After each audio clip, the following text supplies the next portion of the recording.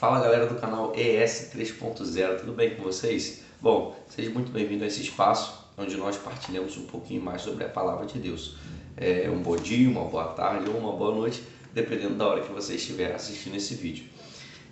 Nesse trimestre nós estamos estudando um pouquinho mais a palavra de Deus através do guia de estudos da lição da Escola Sabatina, que é esse guia de estudos aqui. Se você quiser adquirir esse guia de estudos, entre em contato com a gente. E nesse trimestre a temática tem sido sobre descansar em Cristo, esse assunto importante, né, no nosso contexto cristão. Precisamos aprender a descansar em Cristo, precisamos aprender a confiar e depositar a nossa vida nas mãos de Cristo e de fato repousar em seus braços, né?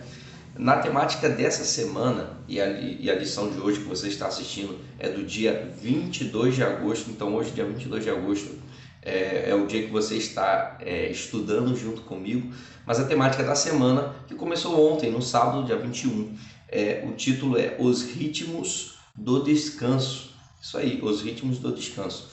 E hoje, domingo, dia 22 de agosto, o título é Prelúdio ao Descanso.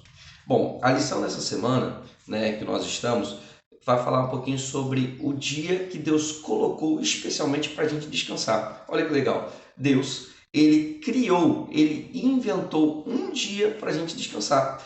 Esse dia não estava, não aconteceu nada. Se Deus estivesse ali finalizando a criação, as obras da criação finalizaram no sexto dia, e então no próximo dia fosse se iniciar mais um ciclo semanal, a semana teria apenas os 6 dias onde tiveram atividades. Mas Deus, ele não quis encerrar a semana no último dia que teve obras de criação.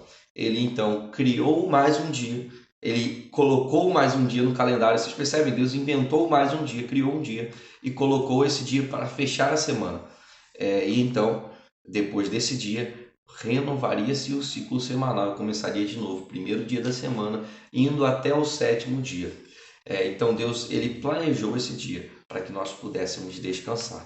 Mas a lição de hoje, de domingo, vai falar um pouquinho do prelúdio, né? Da prévia desse dia que foi criado para o descanso, esse dia especial onde não teve obras da criação, foi apenas um dia idealizado para que o ser humano pudesse descansar.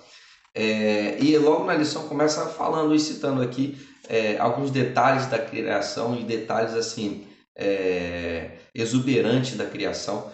Eu penso que a lição colocou esses detalhes aqui para que a gente pudesse ler, ou alguém ler para a gente enquanto a gente estivesse fechando os olhos e imaginando ali essas cenas, esses detalhes ali da criação, que com certeza foram detalhes magníficos que Deus criou. E tudo, eu penso que tudo ali no Jardim do Éden estava perfeito, era perfeito e era belíssimo, era lindíssimo, coisas e cenas que a gente não consegue imaginar na íntegra, a gente até tenta imaginar, mas a perfeição que era, penso que era algo fenomenal. Mas a lição, ela logo na primeira pergunta, ela já começa trazendo um ponto importante para a gente. Ela fala assim: o que a avaliação de Deus indica sobre a criação? Bom, e Deus, ele tinha uma frase que ele terminava cada dia da criação. Se você não tinha prestado atenção nisso, eu convido você a voltar para Gênesis, no capítulo 1, do verso 1 até o verso 31, e ler ali a narrativa de Moisés sobre a criação, contando, né, os dias da criação. É importante ler ali e ver na íntegra como Deus criou e falou sobre a criação de cada dia. E no finalzinho de cada dia, eu não vou ler todo o texto por conta do tempo, né? Esse é um vídeo com o objetivo de ser mais objetivo, mas você pode conferir na tua Bíblia. Deus dizia: eis que tudo era bom. Exatamente. Deus, ele terminava a obra de cada dia e falava: eis que tudo era bom. Deus olhava e falava: eis que tudo era bom. Mas quando ele cria o ser humano e ele finaliza o 6º dia da criação, finalizando toda a obra da criação, e o ser humano entra ali como a cereja do bolo da criação, né? Um momento especial da criação. Deus, ele adiciona mais uma palavrinha aí nessa expressão que ele fala. Ele fala: eis que tudo era muito bom. E aqui Deus coloca um advérbio, né? Quem é da área do português aí poderia contribuir aí, mas Deus coloca um advérbio aqui de intensidade, né? O muito, se eu não estou enganado, é um advérbio de intensidade. Deus fala, eis que tudo era muito bom, eis que tudo é muito bom. E esse detalhe é importante porque Deus ele mostra a importância do ser humano na obra da criação. E a segunda pergunta é exatamente nesse enfoque, nessa temática, mostrando que a criação do homem foi algo especial, foi algo diferente do restante da criação. Porque Deus, ele coloca a mão na massa. A gente usa muito essa expressão, né? Rapaz, você precisa colocar a mão na massa aí para fazer isso, para fazer aquilo. E Deus, de fato, ele colocou a mão ali na massa, no barro e moldou o boneco, né? O boneco de barro. As outras obras da criação, Deus apenas falava e tudo passava a existir. Mas na criação do ser humano, na questão agora de criar a obra-prima, a sua obra-prima, aquilo que coroaria toda a obra da criação, Deus então coloca ali a mão no barro, molda o boneco e sopra o fôlego de vida nas narinas do boneco para que ele pudesse ter vida. E esse detalhe é muito importante, como a lição destaca aqui.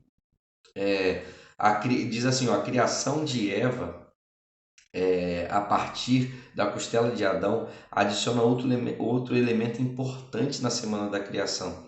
O casamento é um plano de Deus, é um plano de Deus.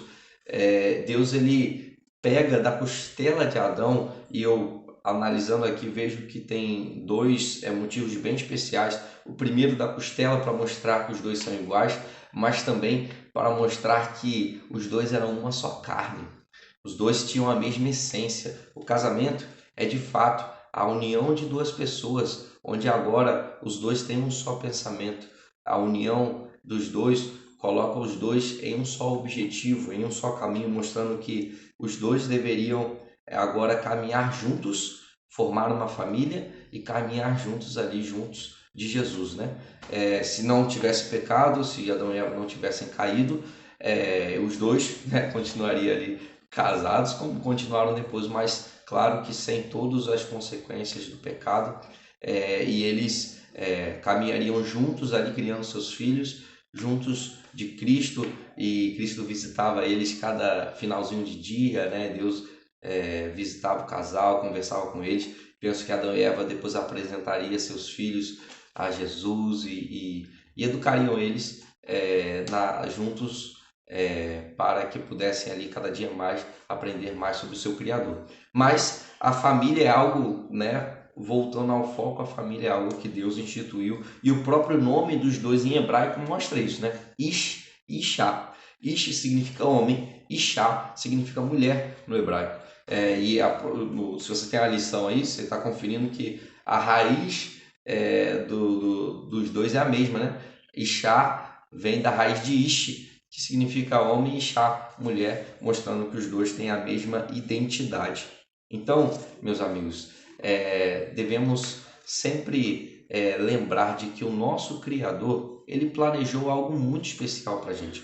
O nosso Criador, ele planejou um dia especial para a gente descansar. Ele idealizou esse dia. Esse dia, se a gente fosse olhar ali as obras da criação, ele não existiria, porque não teve obra nesse dia. Finalizou no sexto, mas Deus coloca mais um dia, ele acrescenta mais um, para que pudesse então fechar a semana com um descanso. E é isso que Deus planejou para mim e para você também. E claro, antes de chegar esse dia, Deus coroou a obra da criação com a criação do homem e da mulher, com a nossa criação, né? E nos fez a sua imagem e semelhança, mostrando que somos muito importantes para Deus. E Ele instituiu ali o casamento para que pudéssemos viver juntos, o homem e a mulher, e a família juntos, caminhar para mais pertinho de Cristo. Claro que agora, depois do pecado, precisamos caminhar pertinho de Cristo para então aguardar a volta de Jesus e irmos para o céu. Mas, meus amigos, possamos aprender nessa semana a descansar em Cristo, a lembrar que esse dia teve um propósito muito especial para a nossa vida, para o nosso descanso. Valeu, até a próxima, estamos juntos.